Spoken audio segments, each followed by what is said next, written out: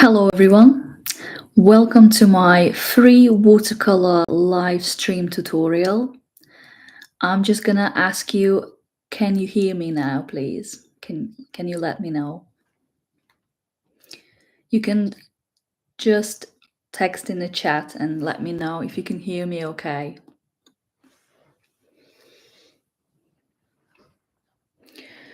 Just gonna wait a few minutes for people to come.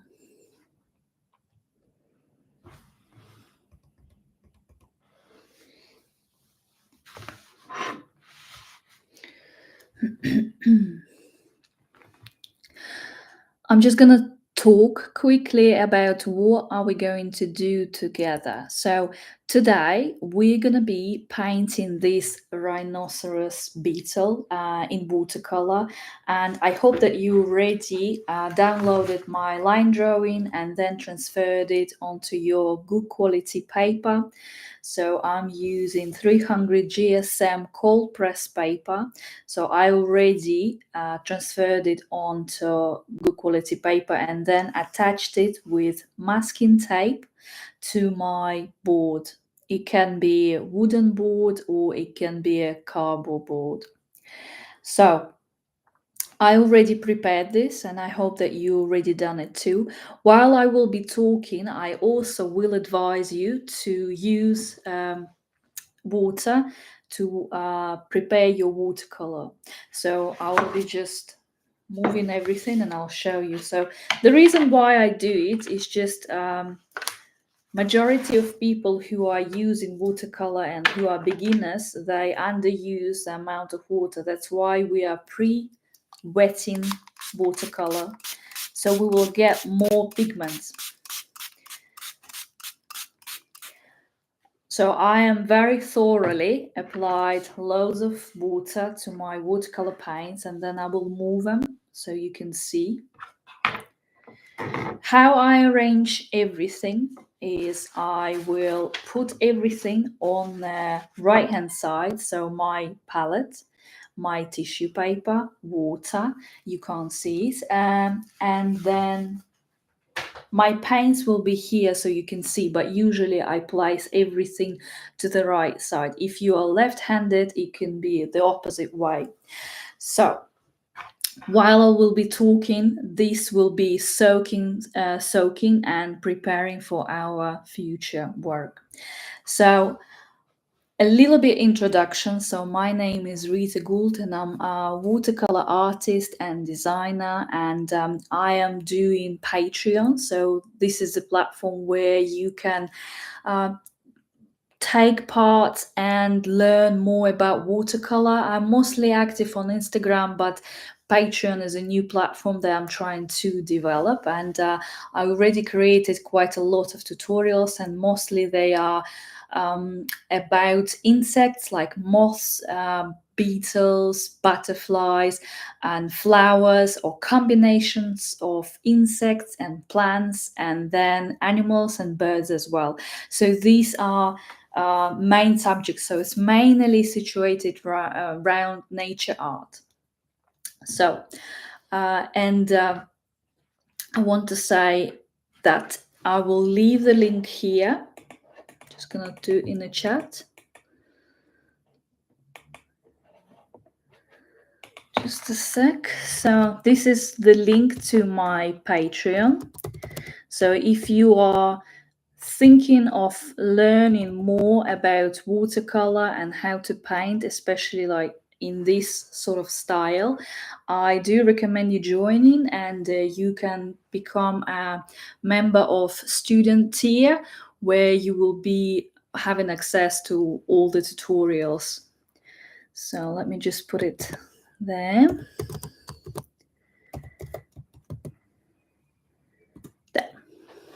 So I just add it in the chat.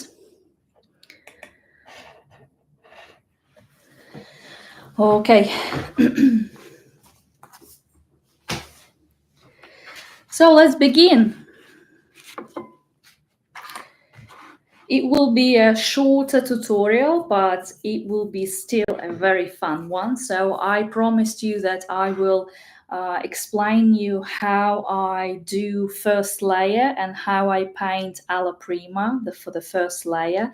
So in general, I would say it's all about water control, knowing the paper that you're using, and mostly I use cold press paper, not hot press paper, and understanding the time and also considering weather conditions, so how hot or how cold in the room where you're painting. So all these factors are very important when you are doing alla prima. So alla prima in watercolor is mainly when you finish painting in one go. I do alla prima for the first layer, so that means that I'm working wet on wet, and I will be doing, I'm going to show you. So I will be doing all these steps pretty much here. So all these steps in one go. So this is a final image of first layer, and we will be doing this in one go. So it's very important, the temperature. So it shouldn't be too hot. Then very important is the amount of water that you use, the paper that you use, the brush. These are all very important factors. So I've done this kind of printout from because I'm redoing this illustration that I already done. So you can see that it's been done on A5, and you have the same image as well, so the same line drawing. And I've done this printout just to show you. I'm just going to move it a little bit, just to show you all the approaches, and we're going to just quickly talk about it before we begin. So first, we will be working wet on wet. So we will wet the whole beetle with water, and then quickly we will be adding one color and then increasing and adding more colors. And then at the same time, we will be doing lifting the pigment technique. Lifting the pigment technique means when you are with a slightly damp but clean brush collecting excess water and collecting excess pigment from certain areas. I normally work on a surface which is becoming more damp, not wet, because you have more control over it. So we will be doing the first layer, then we will be waiting till it's dry, and I will show you tutorials and some of the artwork that I already produced for the Patreon, and also show you some beetles that I've done in the past. And then when it's all dry, we're going to proceed and add some more details and finish it off with details. So this is our plan, yeah. Quickly, I'm going to show you on my iPad my approach for doing colors. Let me just get it sorted for you.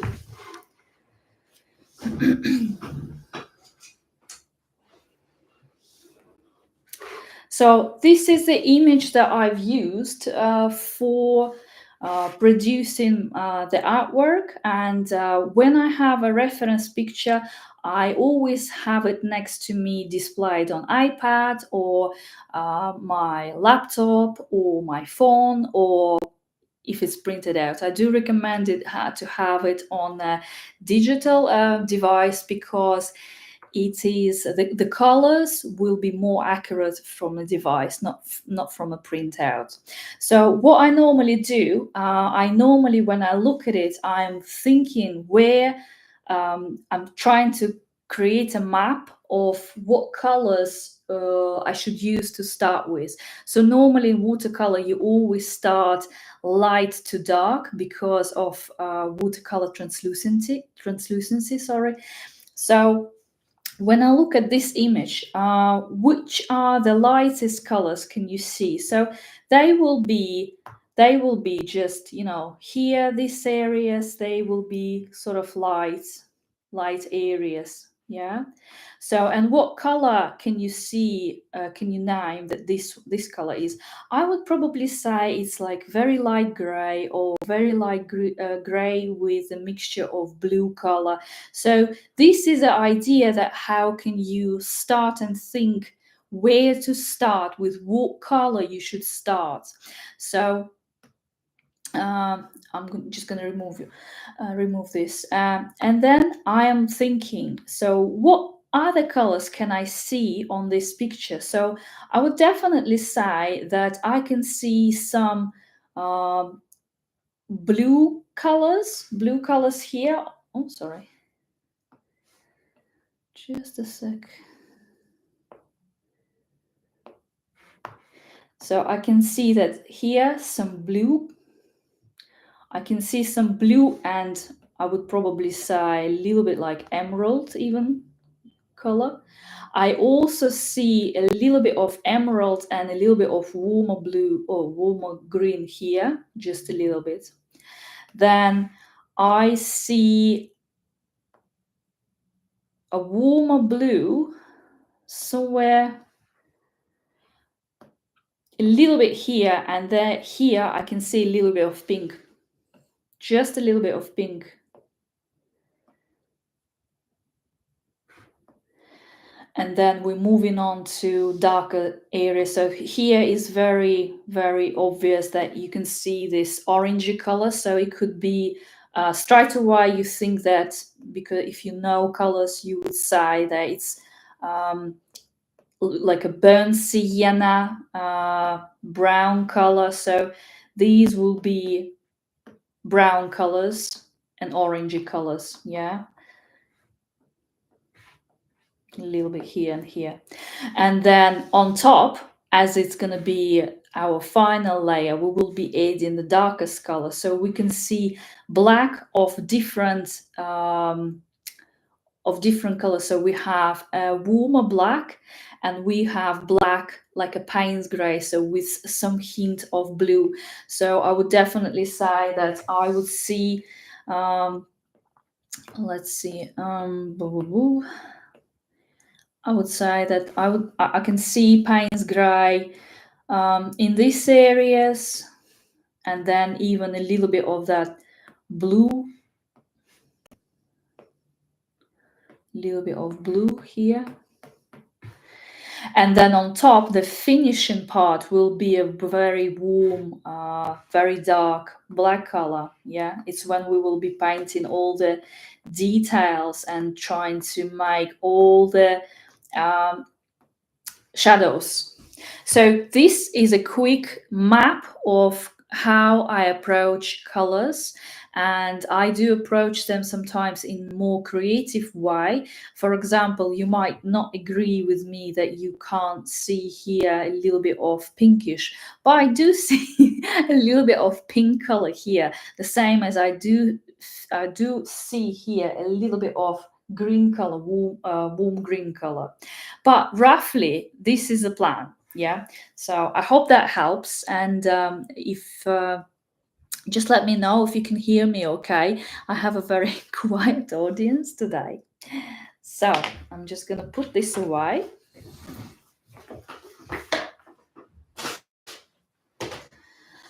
So let's start with, you already, I hope, added water to your watercolors. I'm going to do it another time.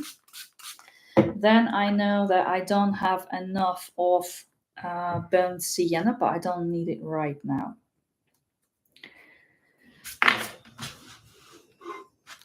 Just also gonna turn the light. I hope you can hear, you can see better. Let me know if you can see it better.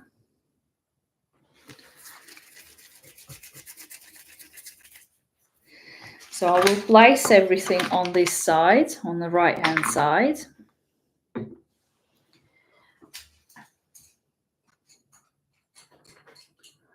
And brushes. So we're going to use brush size number 6 or brush number 8 to start with. And I will use my kneadable eraser to collect this excess graphite marks, just a tiny little bit, because I want you to see. Um, but normally in a finished watercolor painting, you need to finish your painting so nobody can see all the graphite marks. So I'll just lift a little bit of this excess graphite marks. So first things first, so I'm going to be using some water. I'm putting my brush inside the jar, and now I'm going to be covering the whole image of my beetle, going in all the corners with water. So first step is just applying water.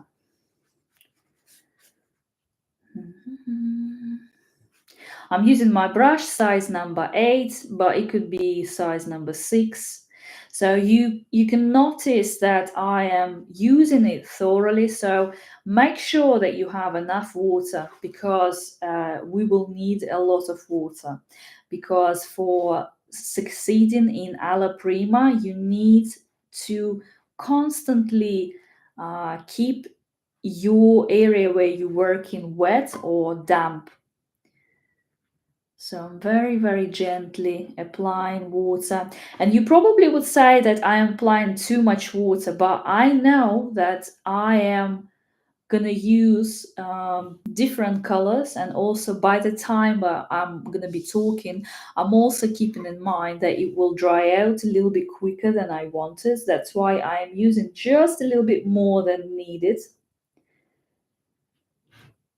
But I'm trying to adapt for the conditions that I've got. So these are including all the details on legs of the beetle. So I'm just applying water like so. If you're struggling with bigger brush to get into small details, you can always swap to the smaller size brush, like size number 3 or even smaller.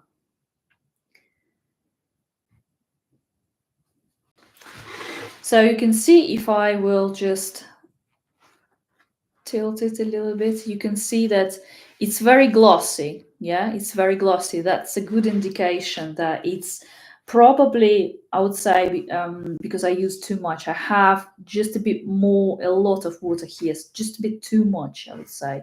So I'm with my brush collecting and then wiping it against the tissue.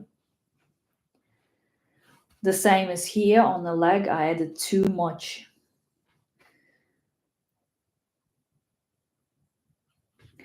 And then while it's preparing, I will be mixing the first color combination that we're going to be using.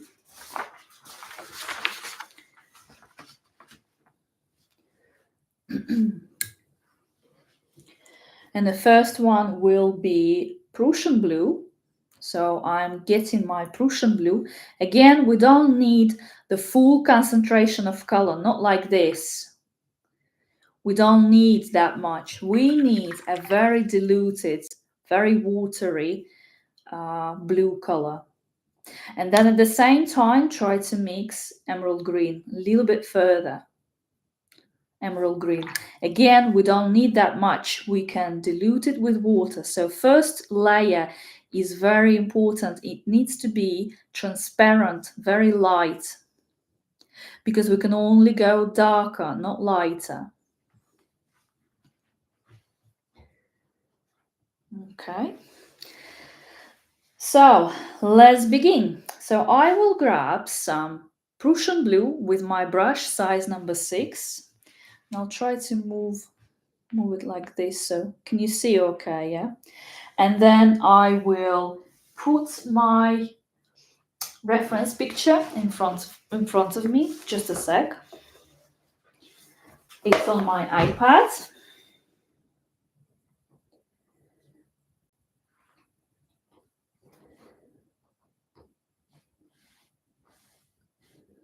Just a sec.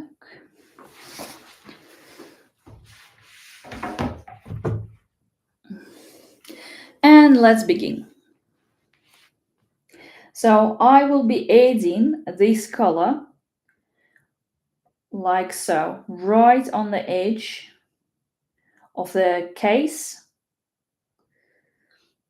And you can see I have quite a lot of water. So I'm just trying to move it so you can see it. Maybe I'll switch this off. No, it's too dark. Can you see okay? It's only with the first layer because it's very light and now covered with water. That's why it's looking like this. So you can see that I've gone round the case and applied, and you can see how much it grew, but it stayed quite light.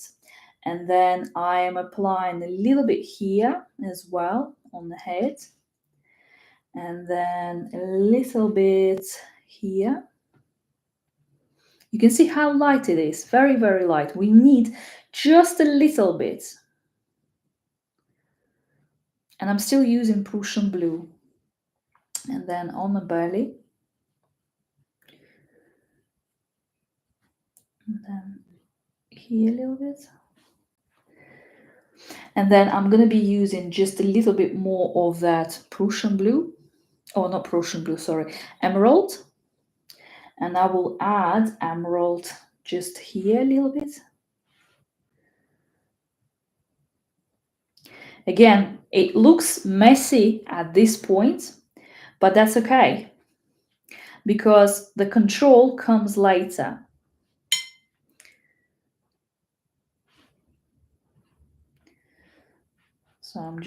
So I've added a little bit of emerald. And then I will be washing my brush, damping against the tissue, and then I will be just adjusting a little bit how all the bleeds grew. So for example, if they're too chaotic, I can always come back with a brush and collect this extra legs, I will call them legs from the bleeds, where they are too intense, where they go in too far away. The same as on the case. So I will try, and I'm just like with my brush collecting the pigment. And after that, if you can see, I'm just going to demonstrate to you. So on a towel, you see all the color that I lifted is here. That's why it's important that you come back to your jar and you wash your brush and then damp against the tissue and just adjust it.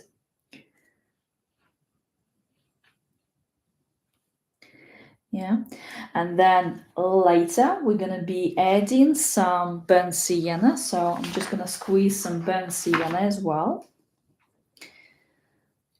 I will move my palette. It's just a simple plate, really ceramic plate, but it's very versatile to use. So now I'm pre-mixing burnt sienna. Again, I don't need full concentration, just a little bit. And then I will be making sure that I'm going to be adding it to the legs. You can see how instantly it's growing on the paper, yeah. And then I will come and paint this leg as well. It depends also on your paper and how much water you're using. Then I will be adding a little bit here.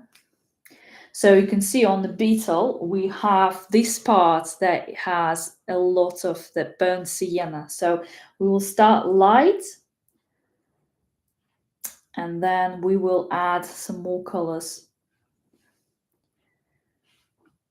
And then on the belly a little bit, but not too much. And then right here as well. Yeah.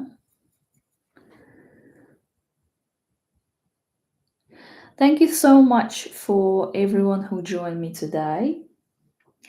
I know that the last time I just had a technical difficulty, so I just couldn't go. My laptop just wasn't showing anything, so I had to reschedule it. So now I'm just still using burnt sienna. You can see how quickly these bleeds are growing, but that's okay. So now I'm just going to add this color again to the front part of its paws, and then to this leg as well. See, a lot of water. I can always come back, wash my brush, and then collect it with water, wipe it, and then come back. So now I have more control. And then after I finished adding this color, I can just quickly do a few lifting the pigment techniques, trying to put all the highlights in place. So I'm washing my brush, dumping against the tissue, and then I'm placing it on the beetle, and then I'm moving. So here, burnt sienna probably travel a bit too far, so I can adjust it. So I'm just with my brush, I'm just like moving it to one side, and at the same time collecting that excess burnt sienna. And this is all about control and understanding. So how can I adjust it? How can I edit it while it's still wet? So in there, here on the front paws, I will be collecting a little bit more because I had too much water, perhaps, like this. And then on the belly, I don't like how it's traveled too far, so I'm just collecting it with my brush.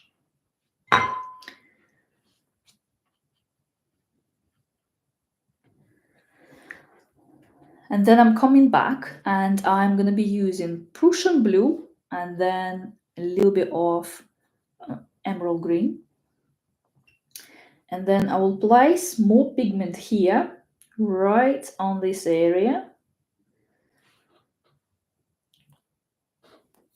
I'm still allowing it to grow, but it's not growing as much because already paper started to drying out. So I'll add just a little bit of that pigment. And then only Prussian blue here. And then here, Prussian blue, just to make it darker. And then what else we need? We will need a little bit of Payne's grey. We need Payne's grey. I think it's this one. Yeah. So I'm just going to turn this for you. So it's Payne's grey. And I'm going to just try Payne's grey with Prussian blue first to see how they look like. So it's mostly Payne's grey on its own, but I added a little bit more of that Prussian blue. And I will be painting the horn from this side using Payne's grey and Prussian blue. I will be just with my brush painting on this side as well. And you can see that it's already dried out here because it's not moving at all. And here is a little bit moving, so it's still water. So it's still good consistency here. And at the same time, I will be adding a little bit more of that Prussian blue mixed with Payne's grey to the paws, like so. Then, just a sec.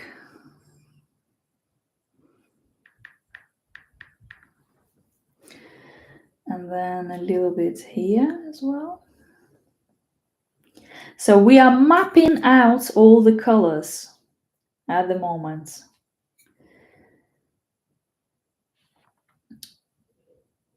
So I'm coming back to the head, and also here I would add it a little bit. And then maybe here a little bit. I won't be doing too much for the first layer, and then I will be washing my brush, damping against the tissue, and now here I need to quickly work and blend this dried area because I want a soft edge, I don't want a hard edge here. So I'm making sure that I'm adding water and I'm blending it all the way to this side, yeah? So I will have a very nice smooth surface, and here I'm just adjusting it with the tip of my brush, and I'm dumping it against the tissue, and then I'm collecting some pigment, and here as well. So I'm washing my brush, dumping it against the tissue, and I'm just trying to work on all these bleeds so they will be nice and smooth. I'm washing my brush, dumping against the tissue, and then move it, like so. So I'm just adjusting. I would say that here I already worked too much. You see that it's collecting. So the paper is started to form in these like little balls. So it's probably not very good paper. And I'm using the same paper, but it's just never happened to me before with this paper. But that's okay. Probably use too much water. That's why. And then I can adjust also all these Payne's grey just with a little bit of water. I'm not pressing too hard. So I will have nice bleeds. And then I'm gonna go and grab some more of this burnt sienna. And I will be, this is intense. So I will be very generous with using burnt sienna.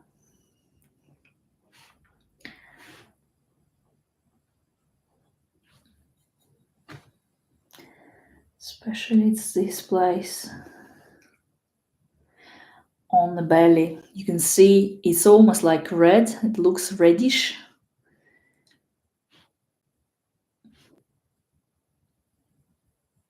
And this all is one layer. So we're working alla prima with one layer, adjusting, keeping it wet, and then adjusting and adding more and more different colors and different intensity of these colors.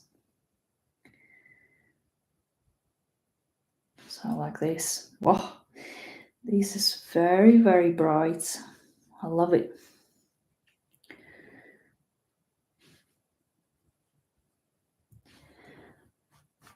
So this is burnt sienna, yeah?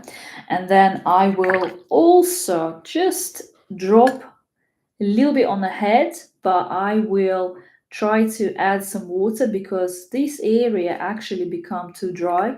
So I'm preparing myself for success. That's why I'm washing my brush and I'm just wetting this area that became dry. So I will be reactivating it. And then a little bit of burnt sienna I'm adding just in this area on the head. And then I'm adjusting it just with my brush. And if it's traveling too far here on the highlight, I can always control it. And then making sure that I'm going right all the way. So we have like a highlight here, aren't we? So I am just gonna correct this Payne's grey here. So we have nice and even highlight going from here up here on the nose, like so. Maybe a bit more of that burnt sienna.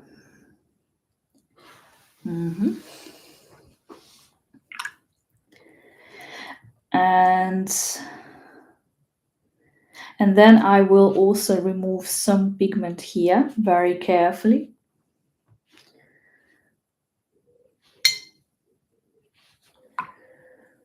Lifting the pigment technique. It's when I'm with my brush collecting this excess amount of paint.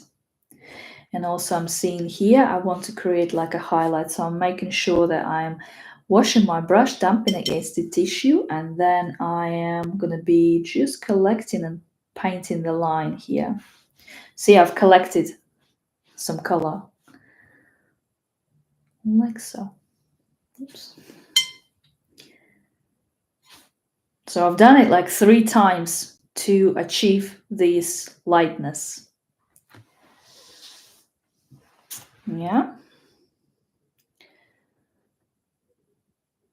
I hope you can see okay.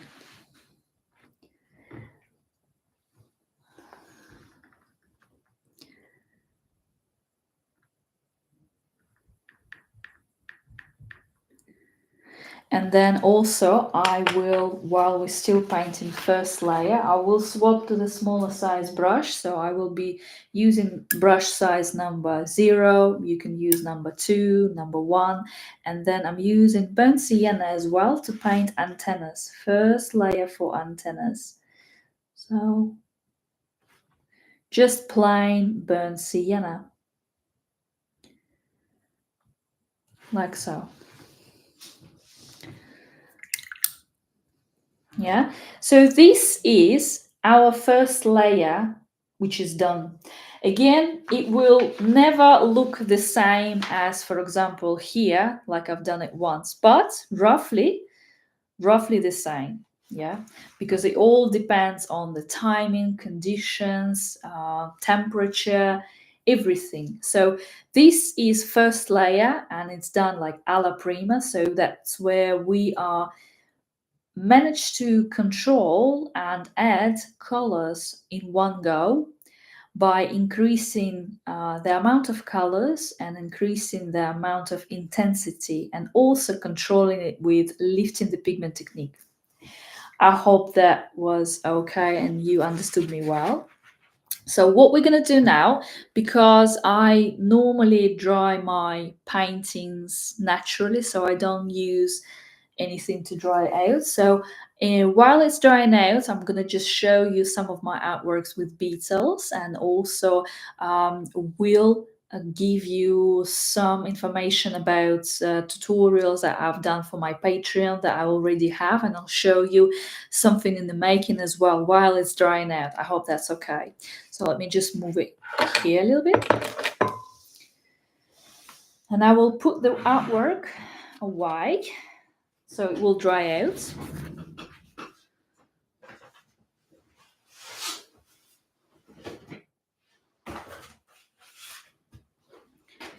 And let's start. Excuse me, my very dirty table. So one last tutorial that I finished, and it will be available next week. These are 2 Siamese fighting fishes, and I finish it off with some metallic paints, and I am very, very pleased with the result. So yeah, very pleased with this one. But normally I do quite a lot of tutorials with beetles, and I'm just going to show you which one I've done. I'm just going to show you tutorials, like all tutorials that I've done, most. So I've got this one with flower chaffer, and it's available and it's quite a popular one, and I really enjoyed painting this bright beetle. So this is a tutorial. So is this one, the fox, strawberries, this, I love, is it flying lantern? This is a recent one, so this is a butterfly and this is a mixed media. You can see that I've used watercolor and also gouache, and I also used a very weird paper for my style, I would say. So it's really great paper for landscapes, and it's bocking forward, but I've used it and I was so amazed how all the colors turned out. I really do recommend you trying this paper. Then I've got this butterfly that was quite popular as well, blue morpho. I have two tutorials with blue morpho, so this one is more complicated one, admiral, and this one in the making. This one just needs editing, but it will be in another one, another tutorial. This is available, and I quite like this one. This is I've done last year. It's a poplar hawk morph, lemon. This one will be edited soon. This is available. What paper was the landscape paper? It's Barking.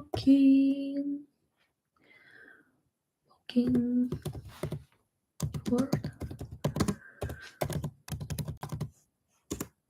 I put it in the chat, the name of the paper. Let me just have a look if I have a package.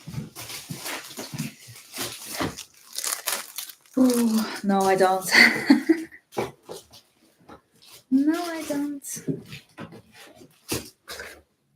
But I really, really like that paper, by the way, and I'm definitely gonna try again. I will try to find other artwork that I've done with this paper, but I'm very, very pleased. Even though when you are starting to paint with this paper, it feels like your paper is greasy, but you just need so much water to start with, and then the colors, how they turned out, was just amazing. I really, I love to experiment. So, what else?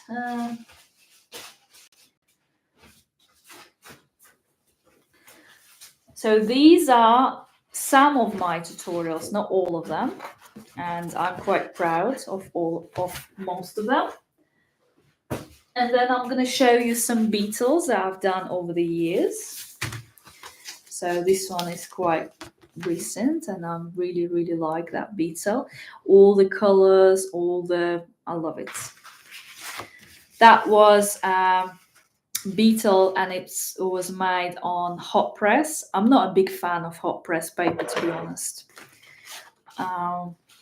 This is another flower chaffer that I've done years ago, and this is on cold press. My favorite paper to use is Arches 300 GSM cold press paper. This is another beetle, but it's done on cold press. You can see that the colors are brighter, but actually I do like the texture of the paper, so that's why I am always opting out for cold press paper. This is a beetle. This is Fabriana paper. I love using Fabriana paper as well. Love how all the colors looking. So this is a little bit smaller than A3, just a little bit smaller than A3 size. This is again Fabriana paper. Really like how it turned out. This is a stingbug. And this is Fabriana paper. This is another beetle that I've done. And these are the beetles that I've done a long time ago. And this is Canson paper. And I was just learning about it, so it's not so ideal. And this is mixed media, so I've used gouache as well here. And here I was experimenting with pen as well. So it's a lot of pen, white pen. So it's when you put dots, not with your brush, but with pen. And yeah, I quite like it, but yeah, it's not my style anymore. I love details, but yeah, might redo this one. This is another beetle. This is done on Fabriana paper as well. Quite big one. And this one, I really love how colors are looking on this stag beetle. And I use just a little bit of white gouache mixed with different colors here. So this is mixed media. And these are the beetles that I've done on A3 size, and this is cold press, and this is mixed media as well, because in the end I used some of the gouache on top, and it's been planned on A3, so I'm quite pleased with composition, although there are some pieces that are missing, and I will adjust it digitally later, but I'm quite chuffed with this one.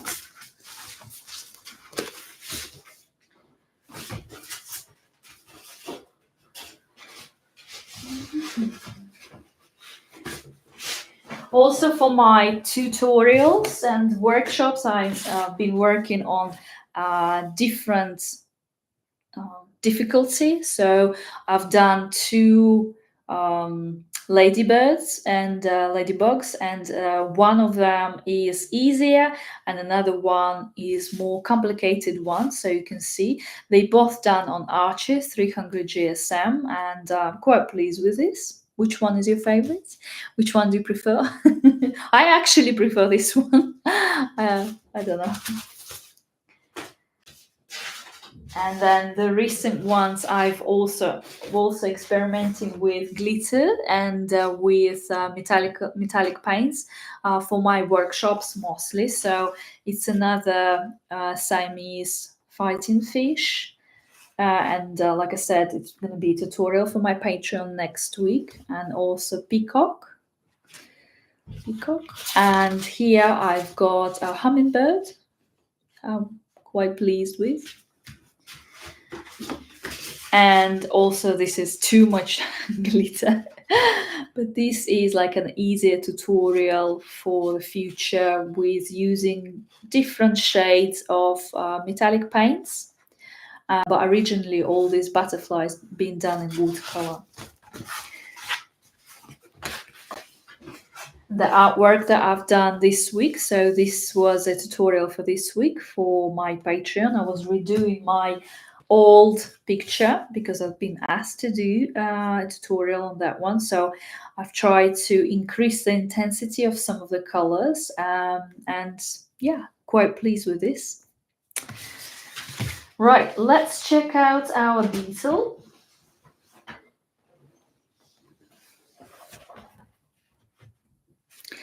So I can see that my beetle is still a little bit wet. Let's just check it.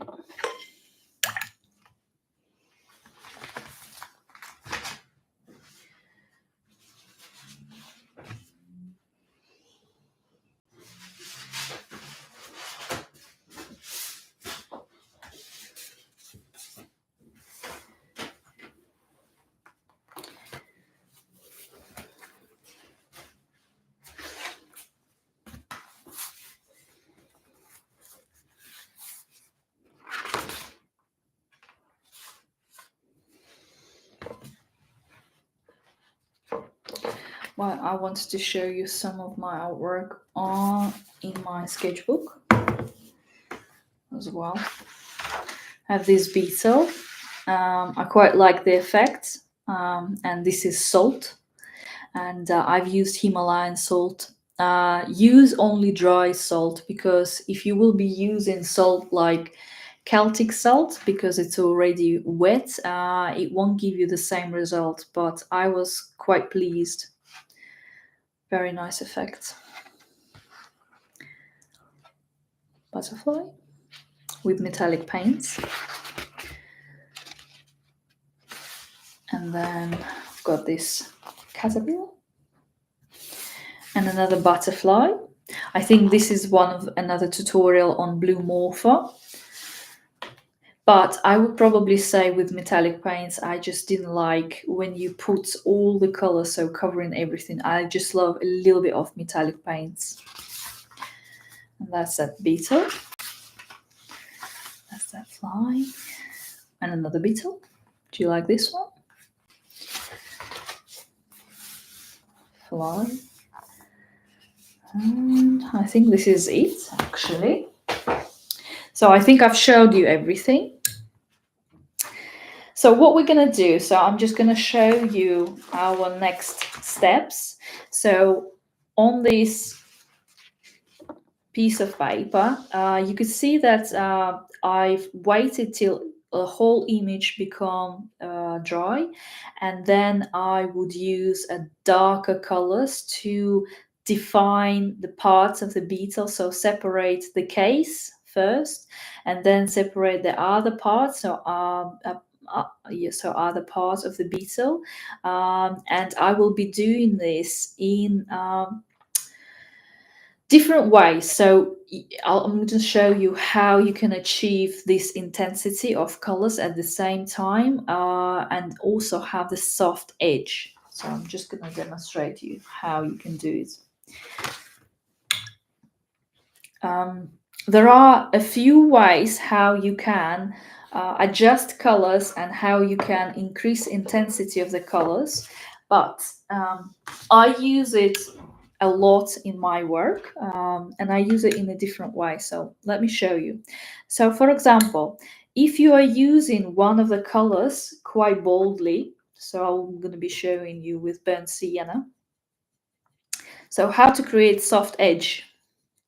So you are painting the line, quite boldly painting the line, yeah, and then washing your brush, damping it against the tissue, and then immediately you come into this area where you want the soft edge, placing your brush and then putting it on the edge. See, we created soft edge, but because here is drying out, eventually it will be hard.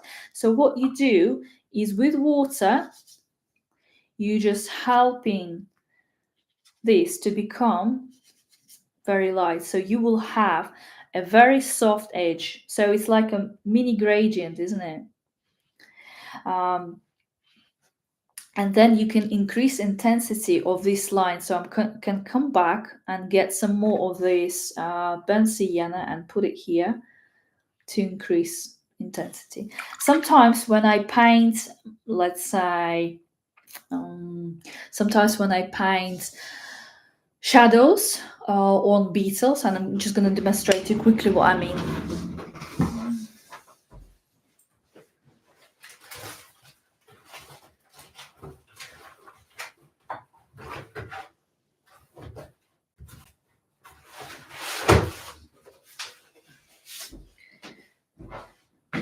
This is some of the works in the making.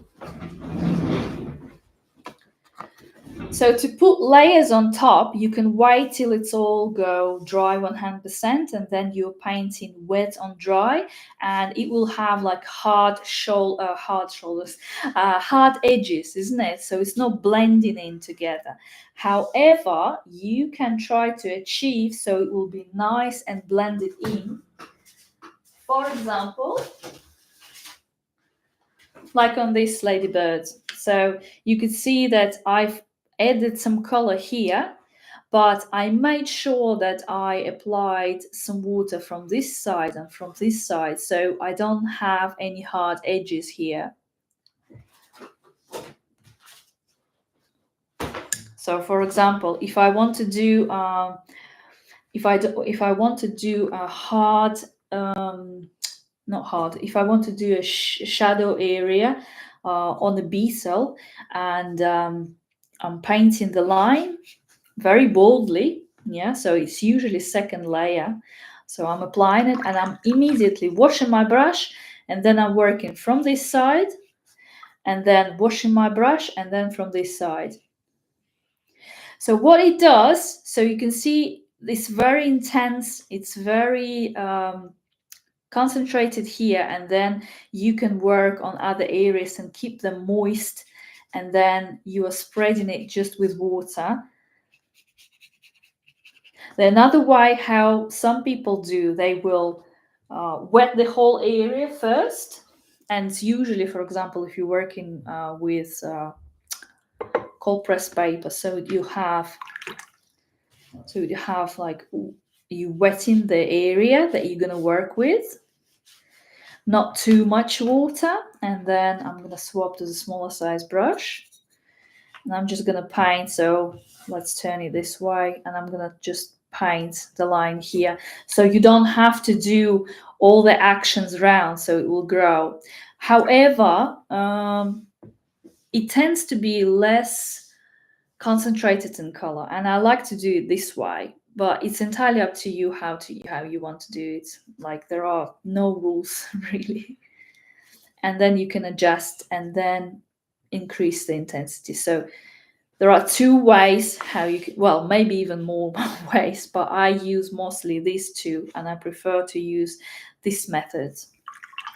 I hope that was helpful. Right.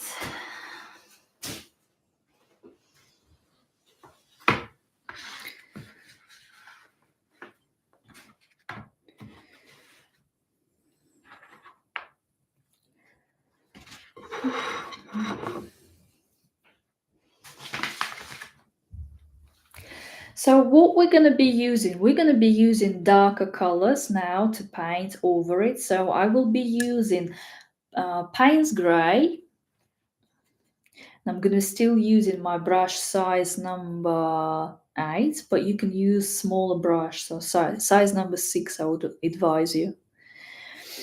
And we're going to be painting and separating this case from the other body. So I will start by just applying with the tip of my brush and painting the line here. Yeah, so I will be painting the line here, and then also from this side. And I am going to be using just a bit more of that Payne grain. So you see that I've separated, then I'm washing my brush, damping against the tissue, and then I will be trying to create a softer edge, just using some water. Yeah. Because I want a soft edge. Just using some water. So I am placing my brush next to the area where you just apply this line, and then I will be using just water. So I'm washing my brush, damping against the tissue, and then just with water I'm able to just spread it so it will be like a gradient going this way.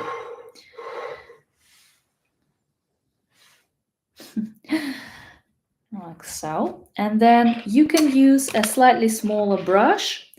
So I will be using my brush size number 0, and I'm going to get some more of this Payne's grey.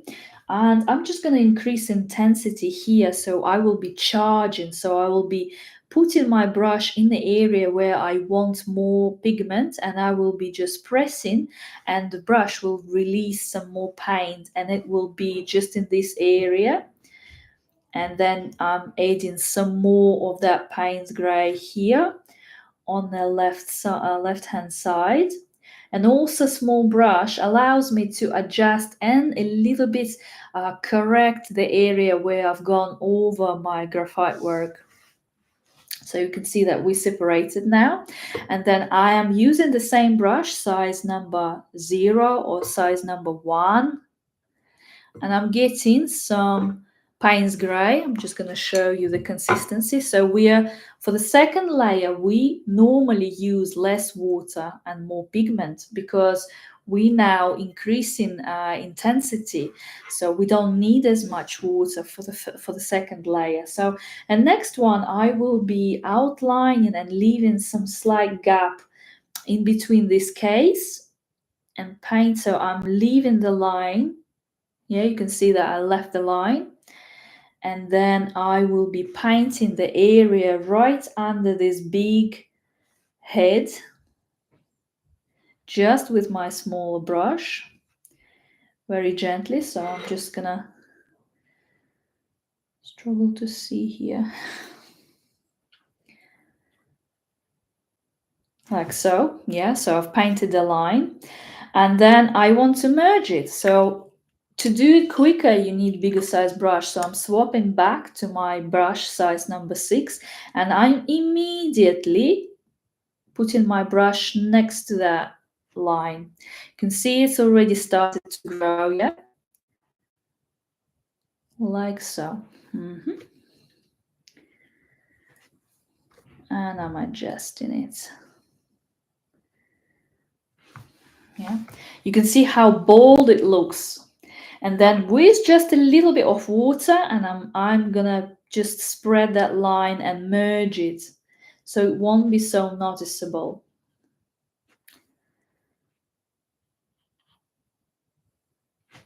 Again, it depends on the style. Some people like hard edges, so it's really not a rule. I'm just showing you how I paint my insects. Like so. And also at the same time, while we're working on this area, and we already applied some water here, so if you didn't apply so some water, so it helps all the paint to travel. We can adjust some areas here, so I will be definitely adding just a bit more of emerald here, more emerald. And then I will be using a bit more emerald here as well.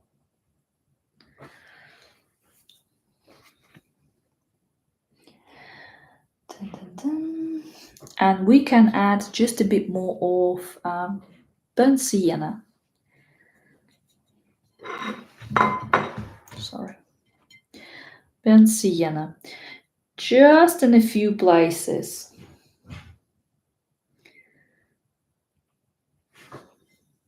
So I'm painting legs. And in some areas it's wet, in some areas it's wet on dry.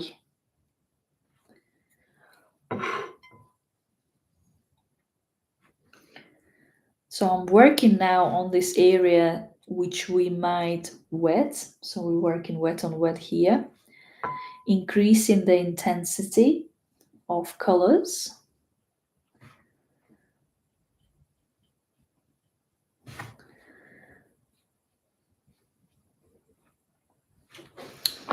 Again, want to show you that I've been sent these watercolors from I think it's Paul Rubens originally, but they're trying to use another brand, and I was amazed by how vivid these colors are. So I'm really recommend you try it. And they're not very expensive, to be honest, but they are very vivid. I love using it, especially here. I mean, this is burnt sienna, but it looks so. So we increased intensity here, and now we're gonna work on some areas on the head. So what I'm gonna be doing, I'm gonna be separating this part and paint sort of the shadow inside the skull. Well, no, it's not skull, inside the head. So I will be using and start using a little bit of Prussian blue. So make sure that I have it on my palette first. Prussian blue mixed with a little bit of emerald first. And I will start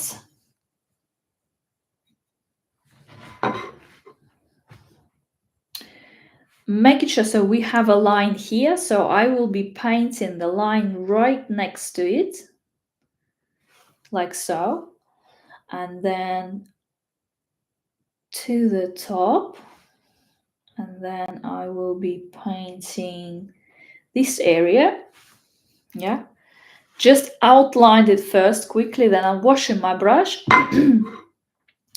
And then immediately I'm just washing it away with water. And then I'm washing my brush again, damping it against the t-shirt because I don't want a lot of pigment here. So it's just water. So I don't want any hard edges. That's why I'm doing this way. Yeah. And I'm going to increase the intensity of colors here. So I'll be using a little bit of Payne's Grey with Prussian blue. So it's Payne's Grey with Prussian blue. This is how it looks. And I will be painting this area. So it's more controlled because it's not merging with this area. Yeah, so we're only working here. And then I will also add a bit more here. So it's Payne's Grey with Prussian blue. So Prussian blue and Payne's Grey.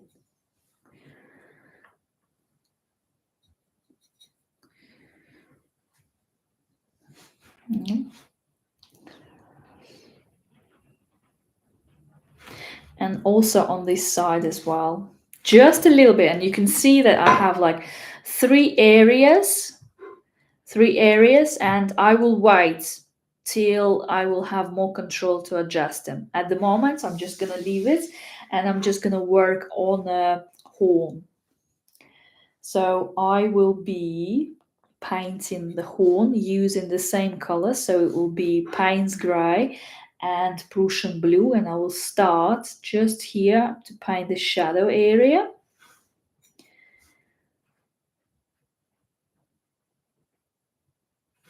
Like so. and then I will put it right to the top of the horn, and then immediately I will do the same. So we'll just create a soft edge. So I wash my brush, dump it against the tissue, and then I'm placing it next to that area, so which allow it to travel a little bit. And then I'm adjusting with my brush, collecting some excess paint. Yeah, so we increased intensity, and we can also a little bit like merge it with this area now, like so. And then I'm coming back here finally, and I'm just adjusting all the hard edges. And if I didn't like how they bleed in one another, I can just with my brush adjust them. Yeah. And at the same time, I will be using some permanent rose. We just need a little bit of permanent rose, don't worry. And I will be putting permanent rose right here. Permanent rose. It's quite watery one. And then also I will be adding a little bit of ultramarine. So let me just get some ultramarine. I might use them together, so ultramarine with permanent rose to get this mixture. Again, we don't need a lot, just a tiny little bit. And I will place it on the skull. No, why I keep calling it a skull? Head.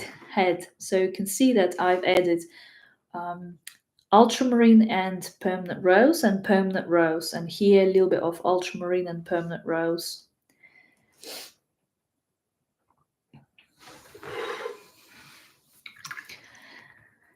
And then I'm washing my brush, and you can see that like on my paper I have uneven drying paper, so we'll adjust it just with some wet brush, and also create like highlights, remove some excess paint as well.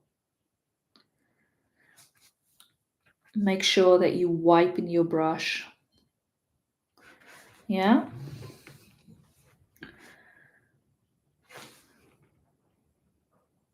I love color combinations here. While it's still wet, I'm gonna swap to my smaller size brush, and I'm gonna use lamb black. And I'm gonna be using my brush size number 0. So while it's still wet, I'm just gonna charge certain points while they're still wet, like on the horn where it joins the head. And then I will be also painting this area just on the top of that horn. You could see that it's already dried out here because there's no traveling of the paint.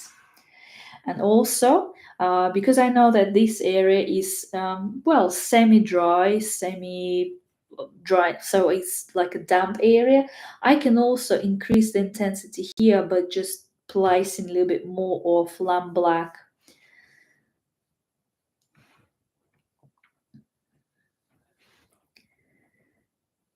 Yeah.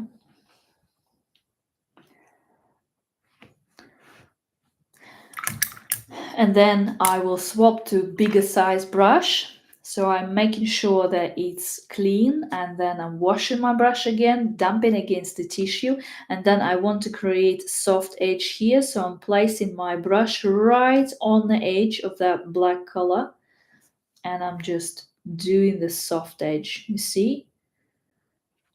And also I want to adjust how quick the black paint travel here, so I want to just adjust it a little bit with my brush by collecting excess pigments from here. See that I've done it a few times, and then I'm just gonna add some more and some more on top, like so. washing my brush, and here I want to adjust a little bit all the colors. The black color that I've just added, and merge it. Yeah.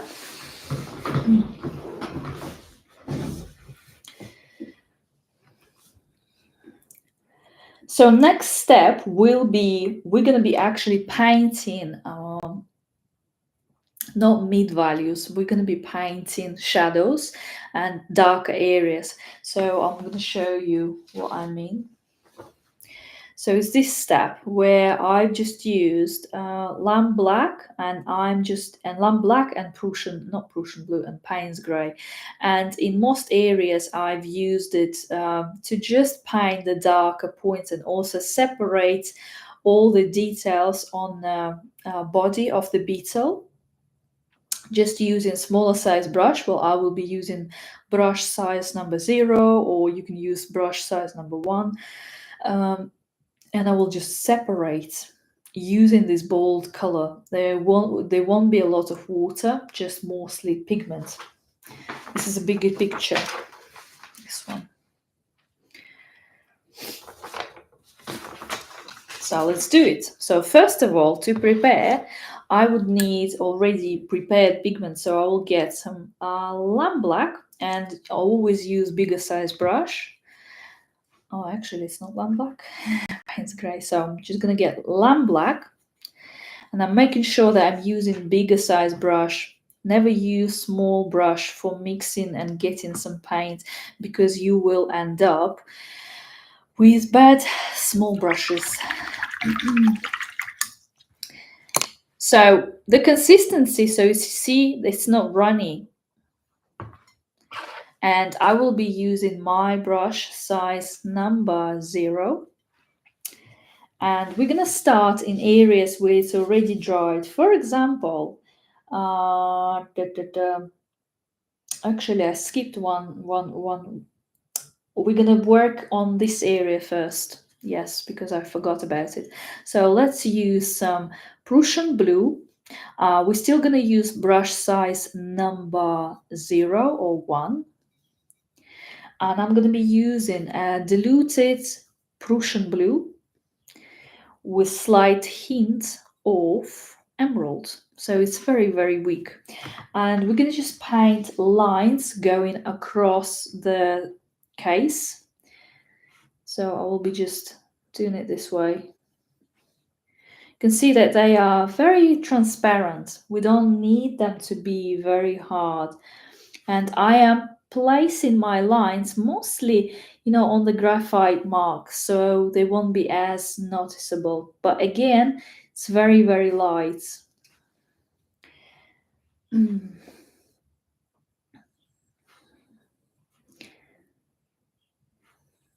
Maybe a bit more black color.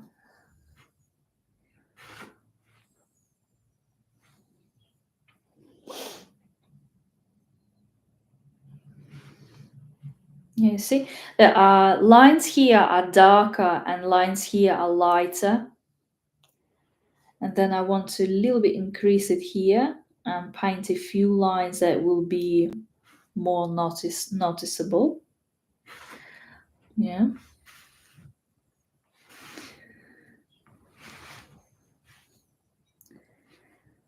And then here, because it's going in the shade, I will mix a bit more of that lamp black with Prussian blue.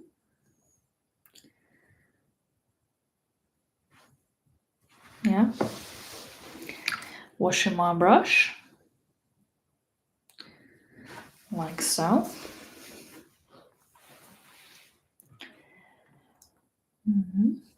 And then on this area we're going to work. So I'm going to swap my brush to size number 6, and I'm going to be still using Prussian blue with Payne's grey.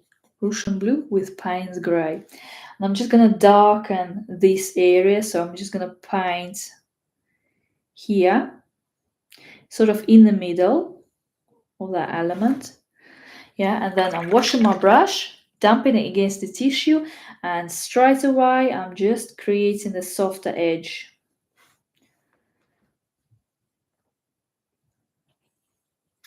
and I'm trying to a little bit merge it in this area, but I'm not too precise, and I'm not gonna just so I don't mind if it will be a slight line.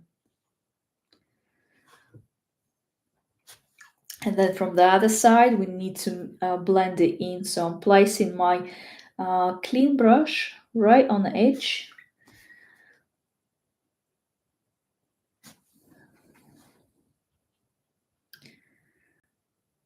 like this. Yeah, so we made like a shadow area on the head.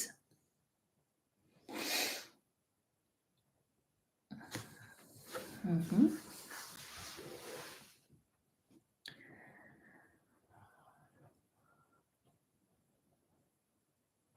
Right. Next step is that step that I explained it to you. So we're going to be using lamp black and brush size number 6 to add some details to the whole body. So we will start left on the left. So I will start with putting the shadow area underneath the leg that's sticking out, and then making sure that so it's quite bold. And then I'm also going to be painting some lines that separating the body of the beetle, like so. Few lines.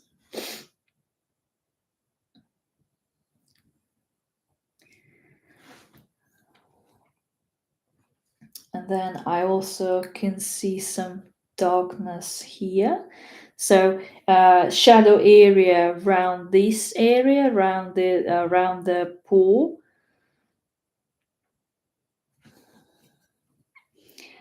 And then on the other side as well,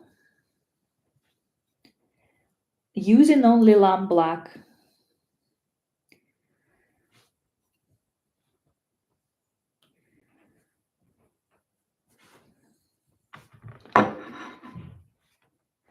And then separating and creating shadow between these two paws.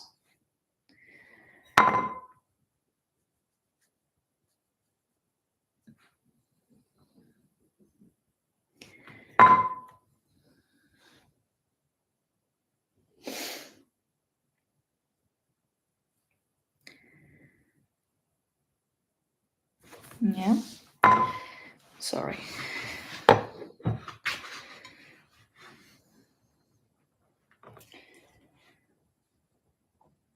And then in this area. So here I'm not already worried about how it's gonna merge together. So I want hard edges. So that's why I'm placing this line, and I'm not really worried how they're gonna blend in, because I want them crispier. So I am just placing them with lamp black, and I'm placing them wet on dry. Mind you, here it's a little bit damp. You see, that's why it's the bleed grew. And then I will be using a little bit of that lamp black mixed with Prussian blue to paint some lines on the head. So I will just turn my painting a little bit, and I will be placing it like in this area. And I'm noticing that it's not dry, so I will probably leave it for a little bit longer to dry, and I will carry on working here. So I will be placing a few more brush strokes on the head, and then I know that it's definitely dried out here, so I'm traveling up on the beetle, and I'm placing this lamp black like so.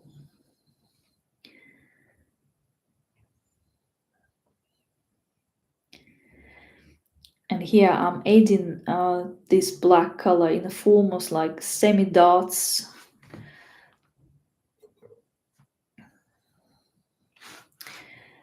And then I am in the middle of the horn. I'm painting a few lines using lamp black, and they slightly curve, so they repeat how the horn, the movement of the horn, so it's going and it's curving, right? So and here as well, a few lines. Yeah.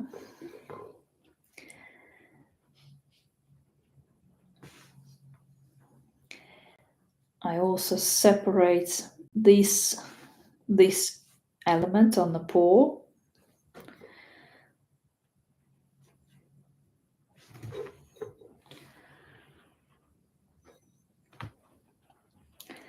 Then I will darken this paw as well.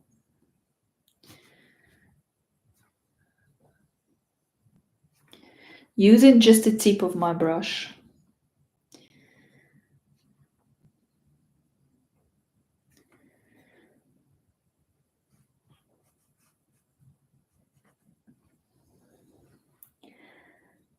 And then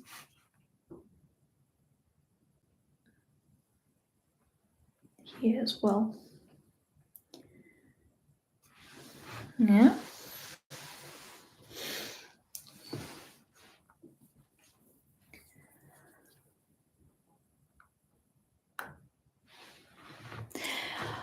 This area should become a little bit dry, so I'll be using lamp black as well, and I will try to start right here at the darkest point, and I will paint a few lines, and it doesn't matter if it's just blending a little bit. My job here is just to darken this area.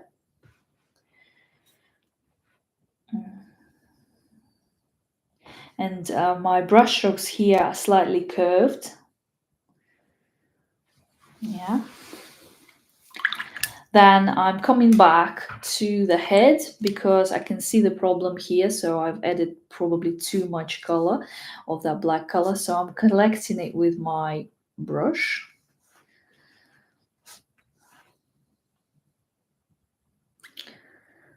Like so. And then I can use the same brush size number 6 and I will just paint just a few brush strokes on the head as well. Again, here it's curved. So we are repeating the curves and how everything grows on the beetle.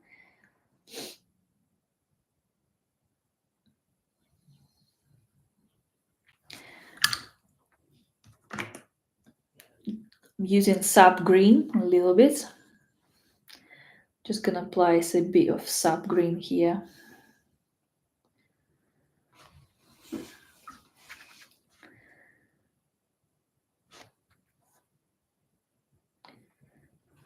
Mm-hmm.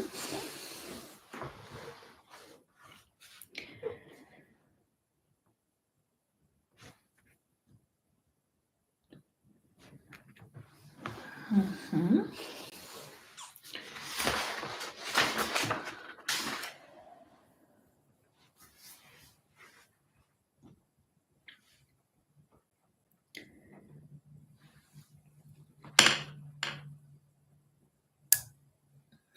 Just gonna get some more of lamp black. And I will try to paint darker areas around the eye. So here's an eye. So I'm just going to paint an eye first so I won't lose it. And then next to the eye, I'm also using some lamp black, but it's quite watery actually. And I'm just going to paint a few lines around the eye, like so. And then above. Mm-hmm.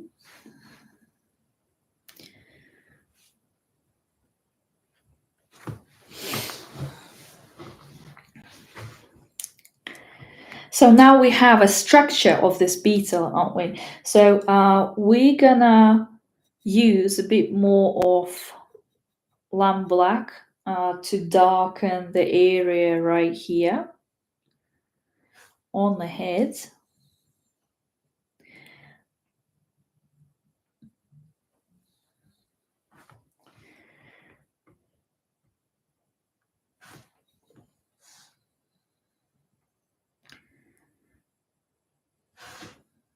a few brush strokes.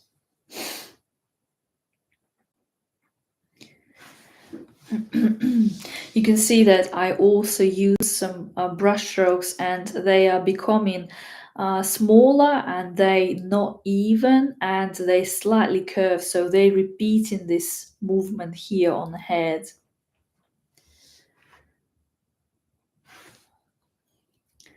And then I'm also using that slime black to separate this case from the head, so I'm just gonna paint this line here, making sure that I separated it.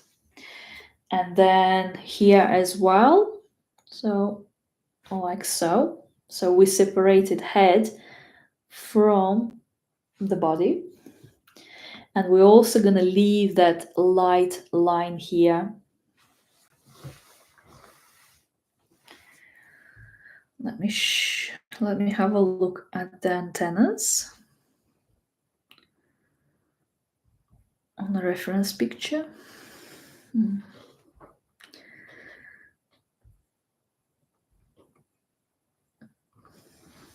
Just a sec.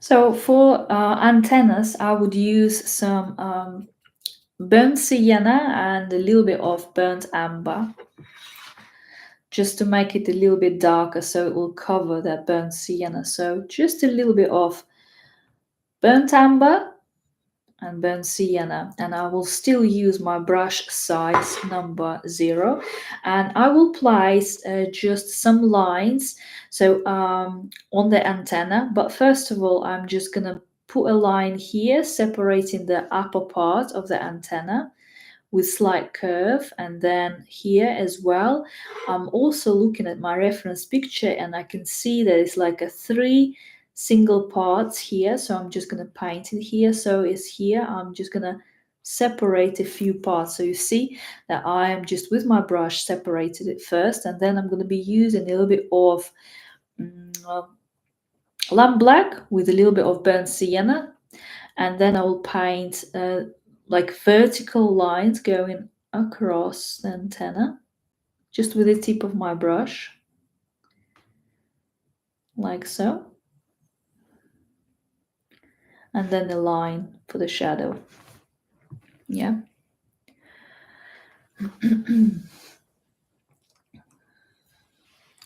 Next step is we're gonna add some burnt sienna. So I'm mixing burnt sienna on my palette, and I will be using burnt sienna in combination with burnt umber. So here's burnt umber. So I will combine these two, and I will use it unevenly. So I will start with slightly combining them. So I still gonna use my brush size number 0. And I will turn my painting so it will be more convenient for me to work, and I will place some burnt sienna like on these areas where we have these lines. So somewhere they will be lighter, somewhere in some areas they will be darker. Some of them will bleed and merge, and some of them will become crisp and won't be touched. And at the same time, I will be using that burnt sienna to really work on the hair on beetles' legs, like so. And then I'm moving here, and I'm using a bit more of burnt sienna and burnt amber together. Yeah.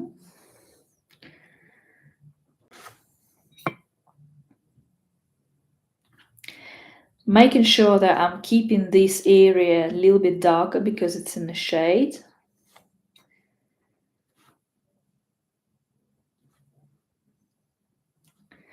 And then I'm using some burnt sienna and moving to this part. Also trying to turn my brush so it has a fine tip to really pull this burnt sienna out, so it will be sticking out like hair. Yeah. And then work on this area, Just using burnt sienna.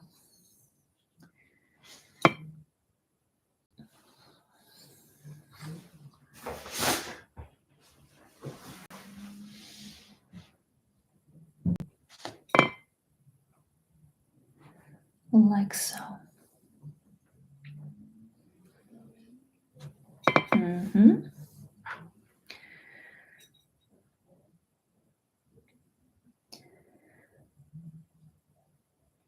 And then on a front paw.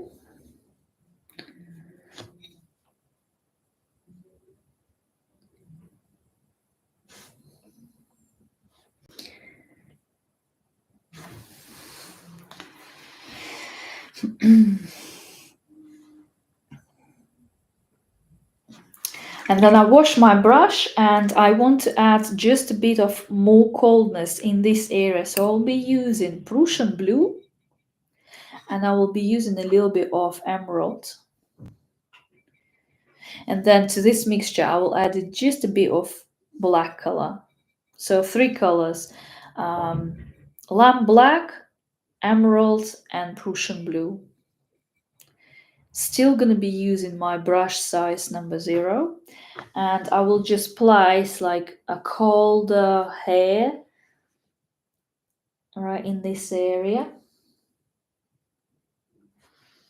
Creates nice contrast with this warm burnt sienna. Also a few hairs sticking out. Yeah.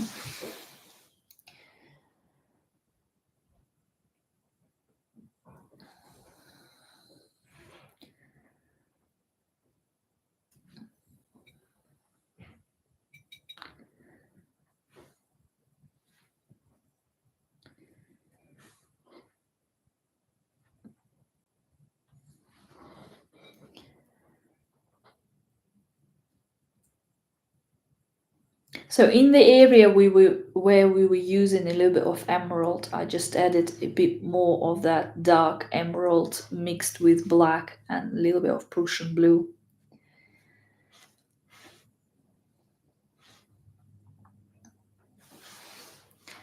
Yeah, we're getting there. So at the same time, I'm just gonna take advantage while it's still drying out and we're gonna work on this area. So I will be using lamp black and I will be using my smaller size brush. So I'll be using size number 0. So you can see that now I'm pre-mixing that lamp black. It's not runny, well, maybe just a little bit, but it almost doesn't have much water. So I'm turning my painting so I have full support for my hand, and I'm just going to use my hand to really darken this area and to paint some lines. So watch me. So I'm just with a very precise movement of my hand. I'm just gonna add a few lines, and then I don't want them to be very thick here, so I will start really very light here, and then I will add a bit more water and paint on top, maybe with a little bit more of Prussian blue, I would say, on top.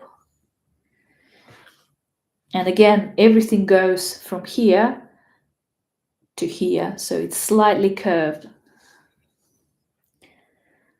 And then on top, then one small line here. And now, once I've painted, I can charge it and use a bit more of that black here because it is darker.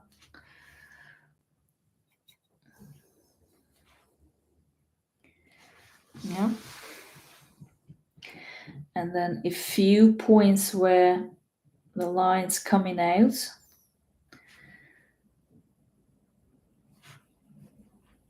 On top of the case.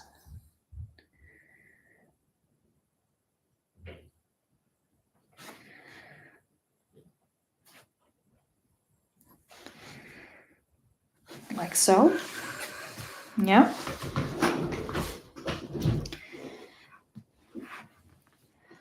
I love it.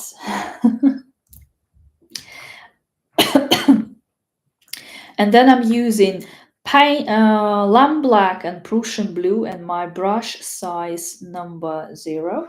And I'm just going to add a few dots here.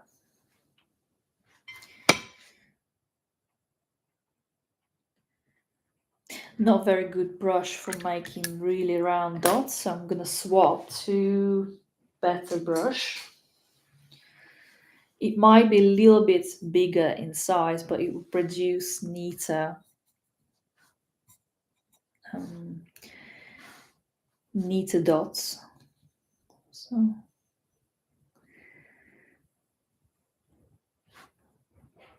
just here and there. And for details, we're going to be using brush size 20. It says 1, but I would probably say it's 20. Uh, So what we're going to do, we're going to work on details really. So to add more details to the horn and to this part mainly. And then while this will dry out, we add some details here and here because it feels like it needed there. So I'm going to show you. So we will be how I add details. So normally I add them in a way that, for example, if we have a lighter area here, and I will use the same color that are the same colors that I used for previous layer, and I will add details so they will slightly overlap it but not overpower.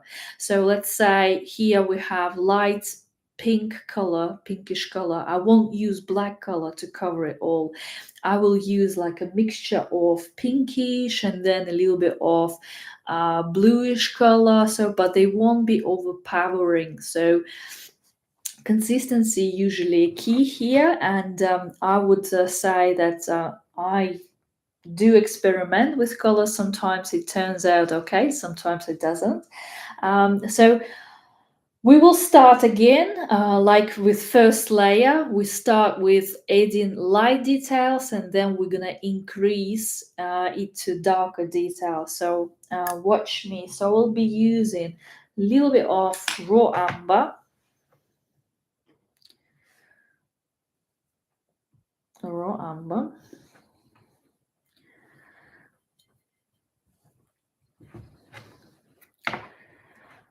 and I'm gonna add a little bit of sap green to that raw umber. And let's go. So a few dots on the head.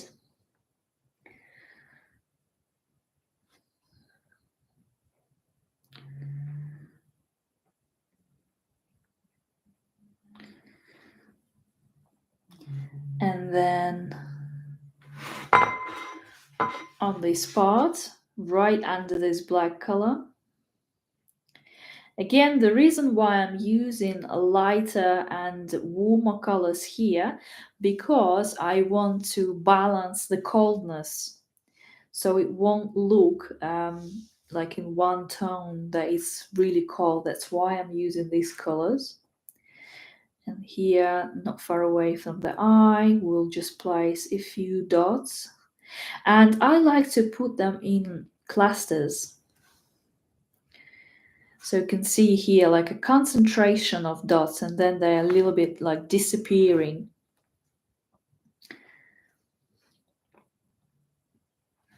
So I'm still using raw umber mixed with a little bit of sap green.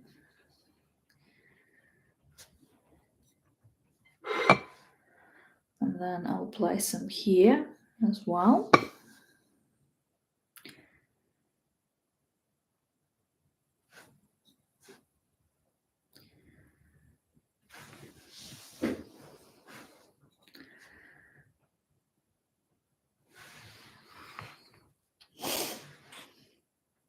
And then here.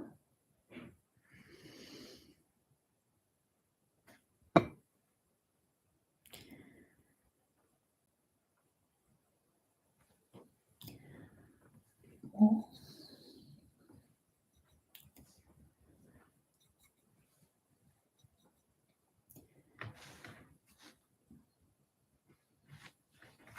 And then at the same time, I will dilute it with water and then put a few lines on the back just to support this greenish color.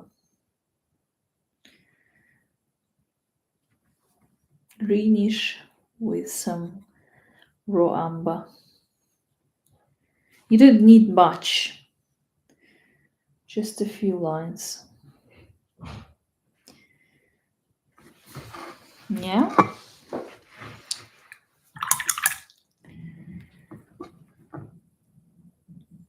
And then the same colors I will use to put more brush strokes here on the body, so on the sort of belly of that beetle, here and there.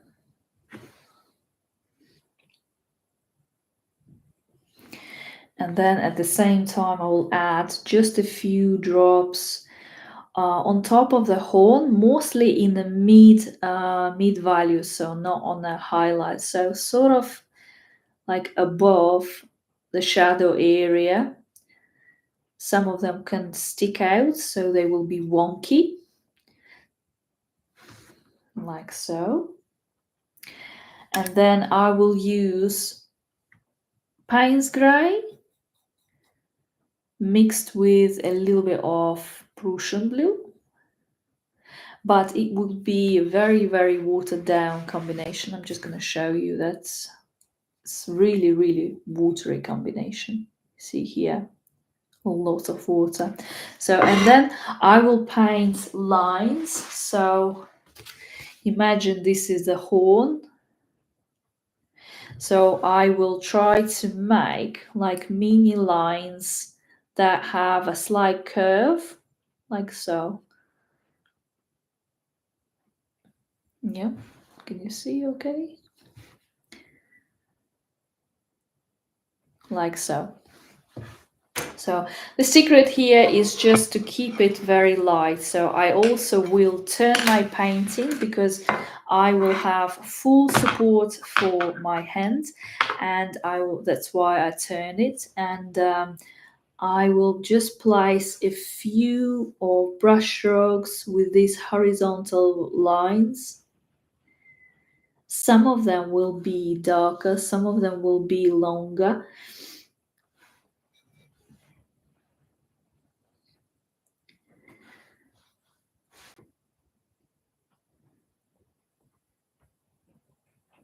Yeah.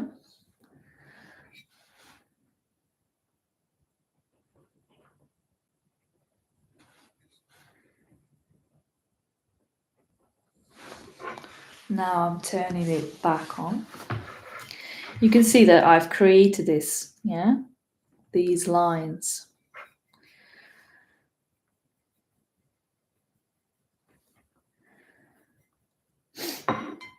And then I will be putting a few drops, few dots using this Prussian blue, no, Payne's grey, sorry, Payne's grey mixed with a little bit of Prussian blue.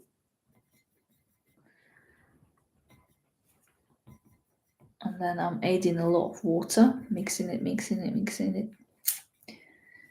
And I'm still going to be using my tiny brush, and I will work on details here.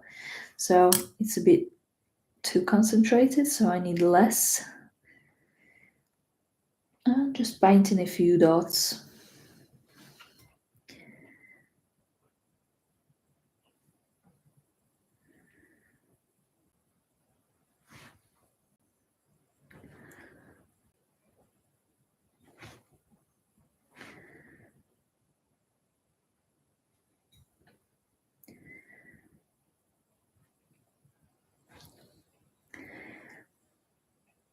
Also, I'm gonna try to make the area next to the eye a little bit darker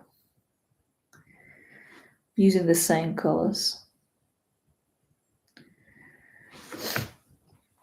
And then with these same dots, I'm gonna be adding a few dots using this Prussian blue and lamp black to just work on details on the head. here.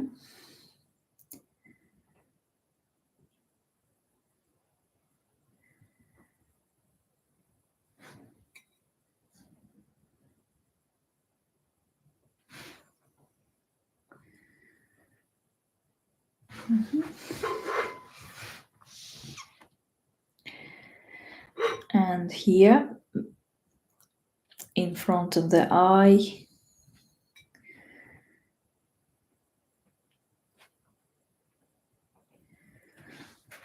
Like so.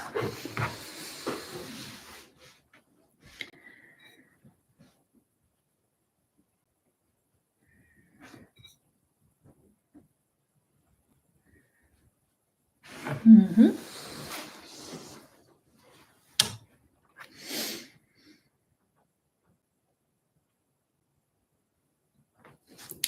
And then I would use a bit of permanent rose. I don't need fully to use permanent rose. I need it watered down. And I will put a few dots. Again, they're very, very watered down. The color also goes very well with this raw umber.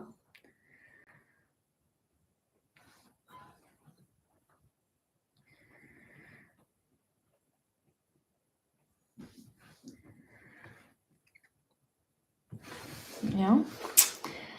And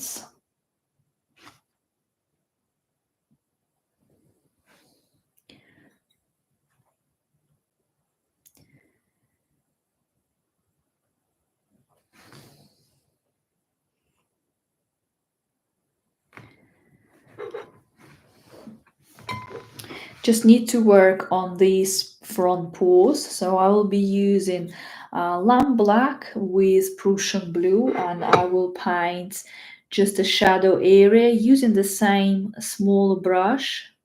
And I will make sure that I will paint some hairs that's sticking out.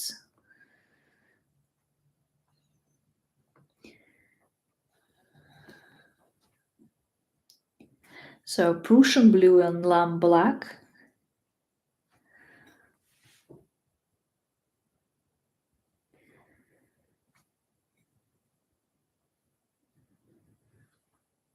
And then coming closer to the head,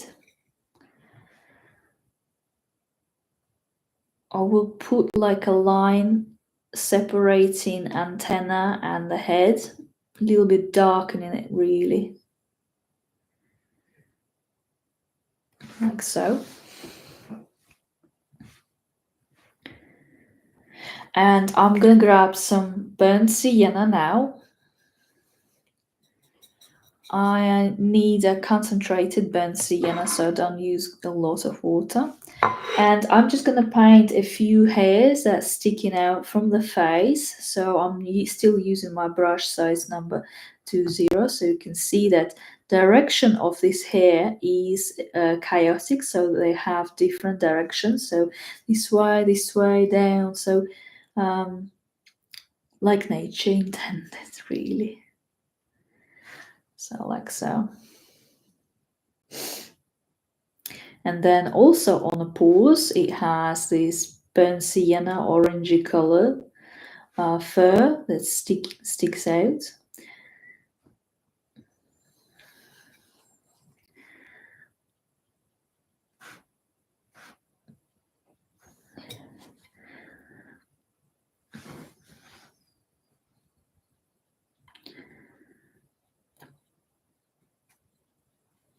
Small brush really allows me to experiment and paint very long hair. Again, if you're struggling with brush strokes, it's a matter of practice. If you want to make neater brush strokes, it's just you need to exercise on them. For some people, it takes a few years, but like I said, it depends how much you practice. So it's a nice combination on the beetle that we have a very thick pieces of that burnt sienna and then very thin one, almost untouched.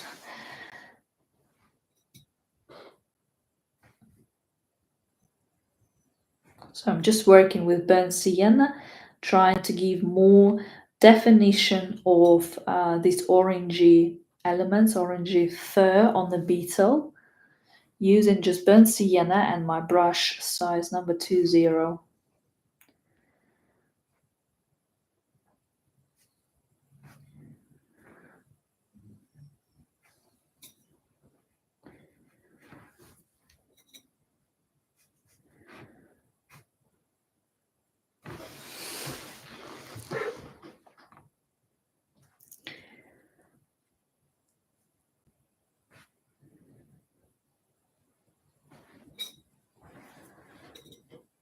And then I'm coming back with burnt sienna just to darken some parts on antennas, like so.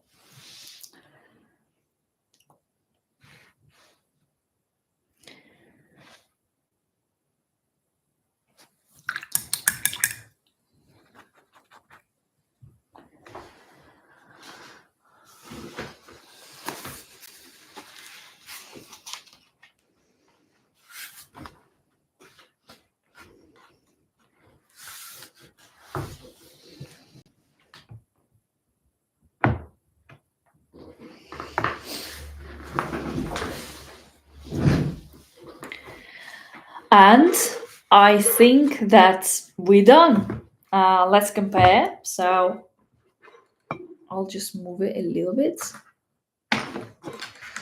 so you will be able to see.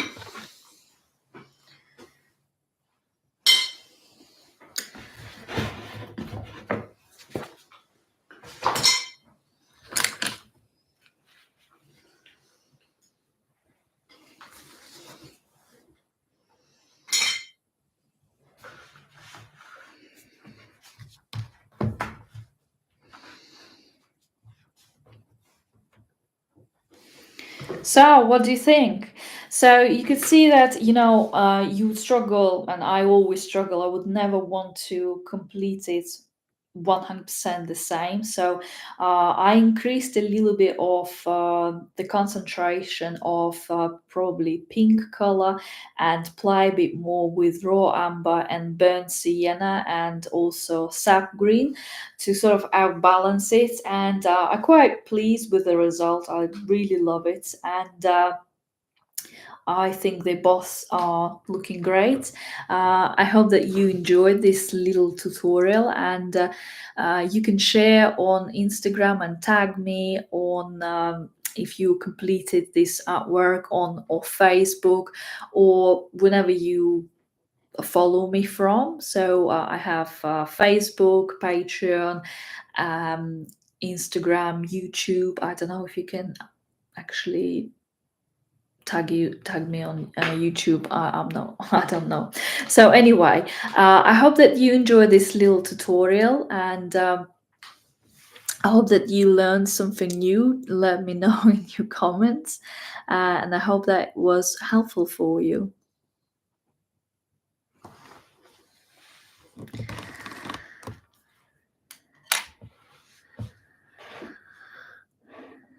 Okay, so thank you so much for joining me today, and I will see you next time. Look out for another email and another announcement on another free watercolor tutorial, and suggest a theme. If you wanted to paint something in particular, let me know, and we can work on it. So yeah, you can either message me here or what would you like to paint together, and we can.